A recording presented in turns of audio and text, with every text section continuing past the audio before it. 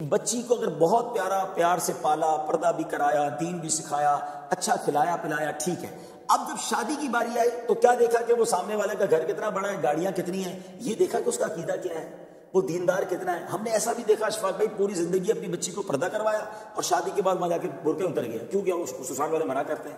ساری زندگی اولیاء، اہل بیت، غوث پاک، 12ویں شریف، میلاد کا ذہن دیا اپنی بچی کو، بچی بھی ماشاءاللہ نیک رہی، اور جہاں بھیجا وہاں کہتے ہیں وہاں تو یہ سب چیزیں کرنے کی اجازت ہی نہیں ہے۔ تو آپ نے کیا کیا اپنی بچی کے ساتھ؟ اچھا پھر اسی طرح سود کا کام کرنے والا، حرام روزی کمانے والا، یہ دیکھا ہی نہیں۔ اچھا آپ حلال کماتے بھی رہے، اپنی بچی کو حلال کے ذریعے پرورش کرتے رہے، اب شادی وہاں کر دی، رشتہ وہاں کر دیا جہاں حرام روزی کمائی جا رہی ہے۔ آپ نے اپنی بچی کے ساتھ کیا کیا؟ کبھی سوچا آپ نے اس کی آنے والی نسلوں کا کیا ہوگا؟ اس کی نسل اگر اللہ نہ کرے بدعقیدہ ہوگی تو اس کا جواب دہ کون ہوگا؟ تو کیا دیکھیں، اچھا دیکھنے کے لیے تو باپ نے کیا نا، کون باپ برا چاہتا ہے؟ اس نے بینک بیلنس، دولت، گاڑی بنگلہ دیکھا، صحیح اچھا نہیں کیا اس نے۔ سب سے بڑی بات یہ کہ ہماری چیک لسٹ ہی غلط ہے۔ ہم نارملی لڑکا ڈھونڈتے وقت 3-4 چیزیں دیکھتے ہیں، دکھتا کیسا ہے، دکھتا بھی چل جائے گا اگر کماتا اچھا ہے تو، ٹھیک ہے نا، پھر اس کے بعد خاندان کیسا ہے، کوئی بری عادت تو نہیں ہے۔ اچھا بری عادت میں بھی کیا چیک کریں گے؟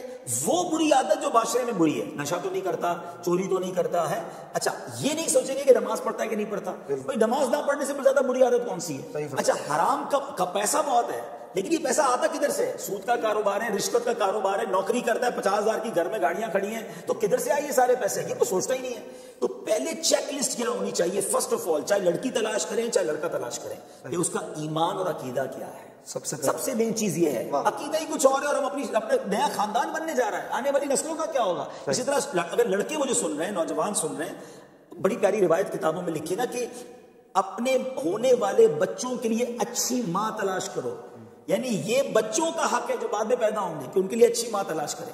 تو ماں نیک ہو، دیندار ہوگی تو بچے بھی نیک بنیں گے، با پردہ ہو۔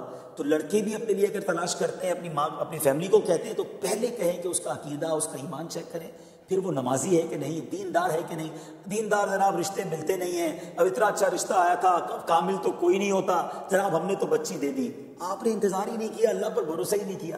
آپ یقین کریں اگر آپ نے صرف اس لیے رشتہ نہیں کیا کہ آپ کو اللہ والا نیک رشتہ چاہیے اور حلال کمانے والا چاہیے، آپ اللہ کی ذات سے امید رکھیں، اللہ غیب سے ایسا رشتہ بھیجے گا۔ اچھا ایک بات میں اور سمجھا دیتا ہوں، بات طویل ہو گئی، کہ مثال کے طور پہ آپ نے بہت مالدار دیکھا اور وہ اللہ کو ناراض کر رہا ہے، کما ایسے رہا ہے کہ اللہ کو ناراض کر رہا ہے، عادت ایسی ہے کہ رب ناراض ہے، بچی کو بیایا، کیا ایسا نہیں ہوتا کہ وہ مالدار کنگال ہو جاتا ہے؟ جس سے رب ناراض ہے وہ کبھی بھی برباد ہو جائے گا۔